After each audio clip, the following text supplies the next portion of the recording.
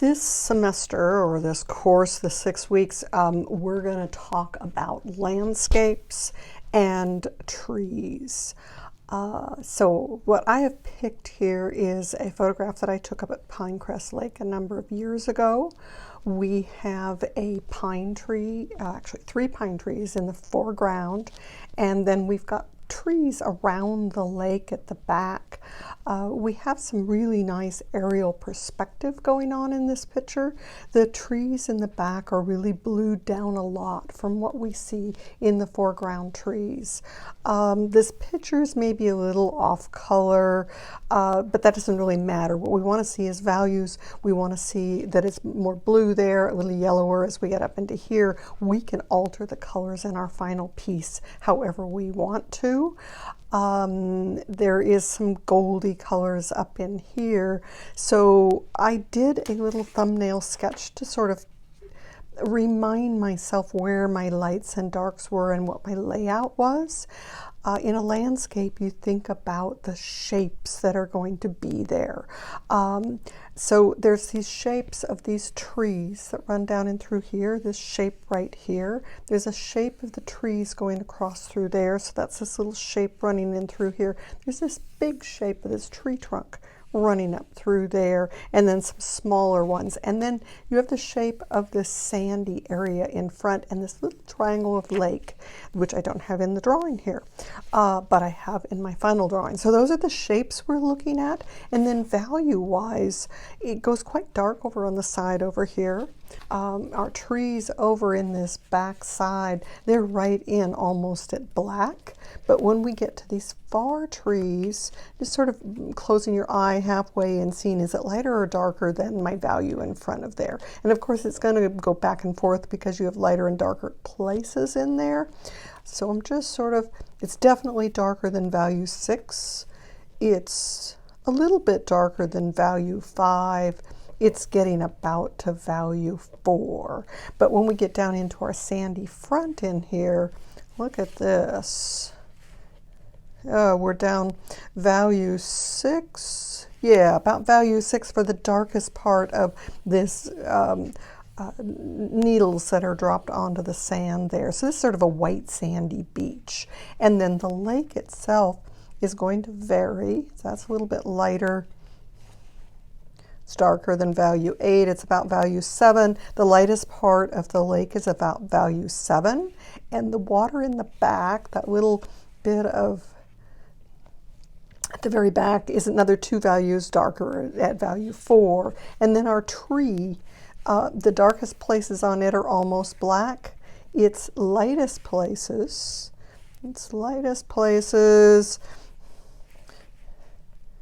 we're going to be running up at about value 6. So you have about a 3 value range running across through this tree. And then of course the sand, the lightest part of that is almost white. Our sky up here is a little hard to read for sure. We could do whatever we want with it, but it seems to have some clouds running through here and maybe a little bit of blue sky up above, or maybe those are darker clouds. I can't tell for sure. It's a very soft shadow in here, so it's a day that's not bright sunny, but you do have some shadows that work across through there.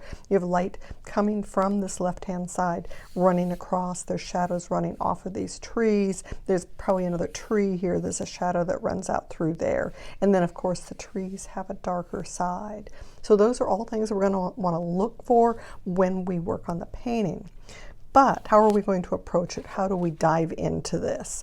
One way, and I think it's the way I'm going to start it, is that I can start with a single color and get that sort of established in here, and then start building up from there.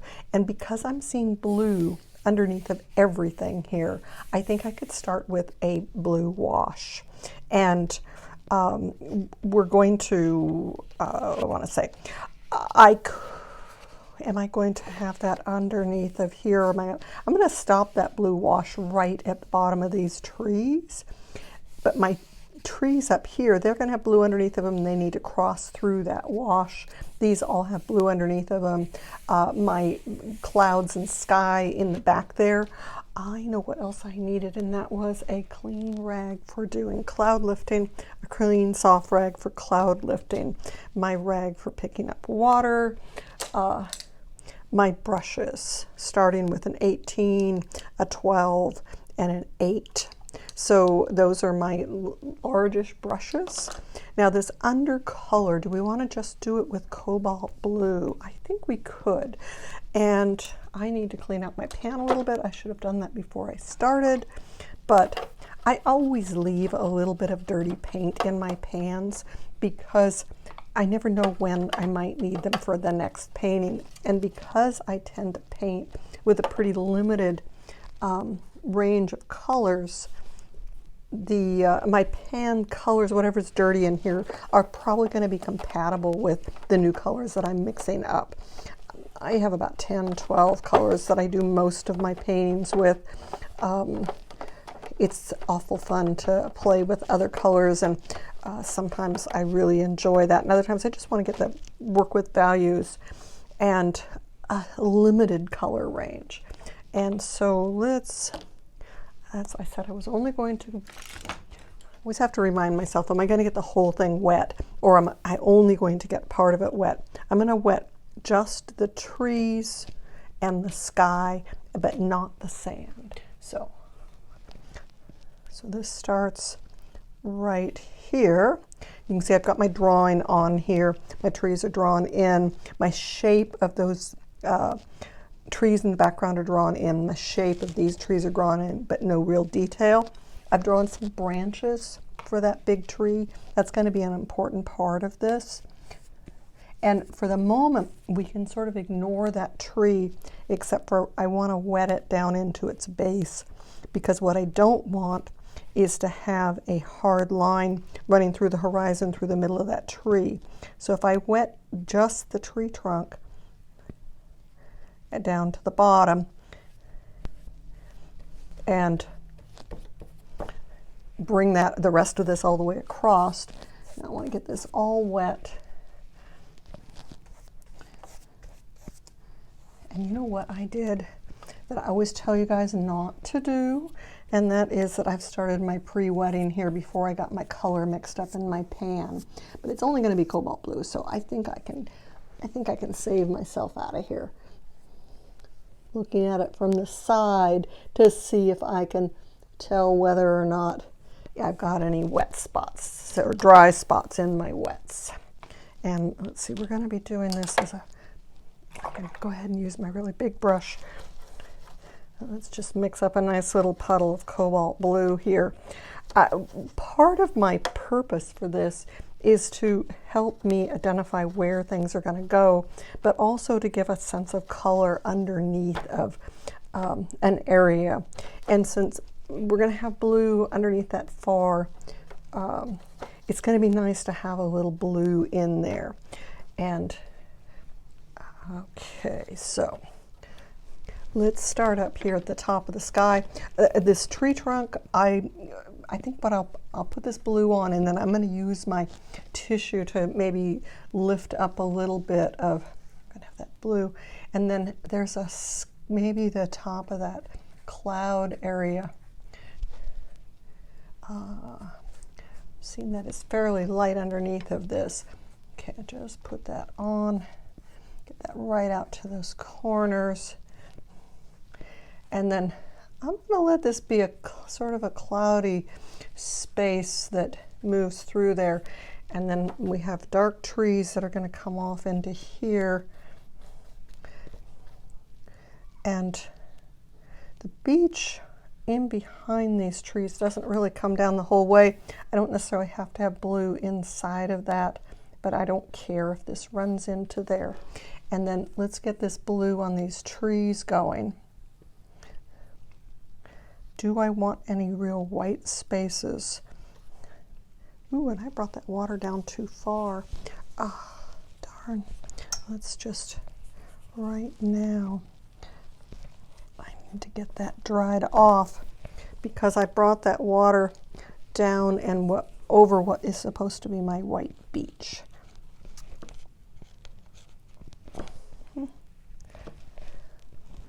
Okay.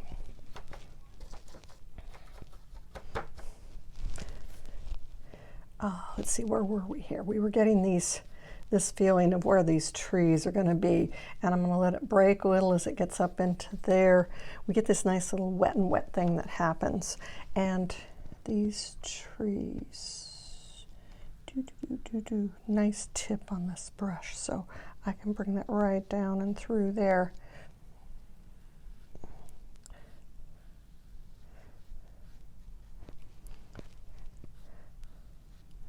And then this tree area right in here, and hopefully I got that dried well enough.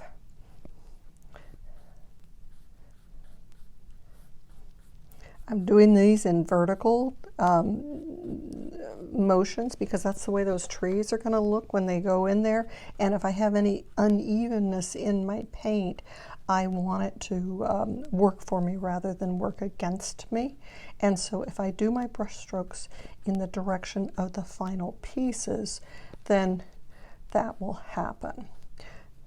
Now, other question becomes, should I lift a little of this off where some of those pine needles are, because they are going to be a much yellower green, and it's possible this is too blue for them. Okay. And, you know, yeah, let's just do a little of this. It's going to be those shadows. You know, little shadows that are going to run across through there. Okay. And then let's just, with my rag, do a little lift on this tree trunk. Just some uneven vertical lifts. And same with this tree trunk here. I'll try and keep this in a little skinnier bit. And we're going to just take a little bit out there. Okay, I think that's going to be fine. Now, do we want these clouds to have a little harder edge to them, or do we like this really soft look to them? I'm sort of liking that soft look to them. I think I'm going to leave them alone. What do you guys think? I think so. Let's just lift a little more off of this tree.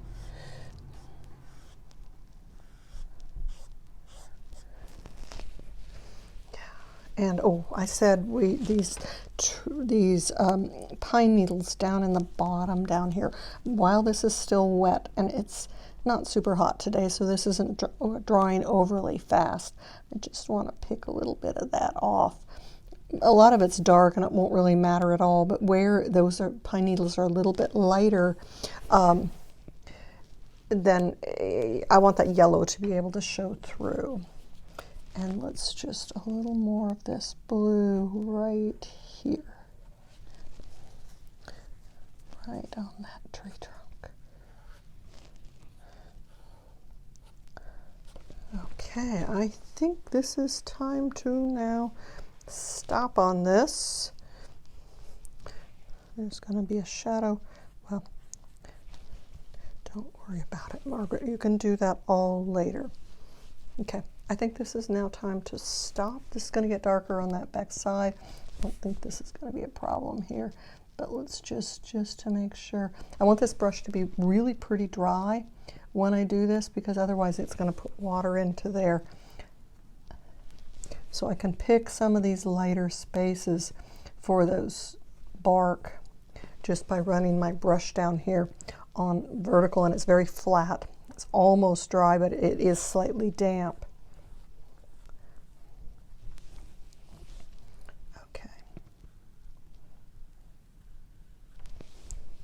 And that'll pull those out just slightly lighter than the background, because the background's going to be a bit darker than the tree trunks, plus there's a color shift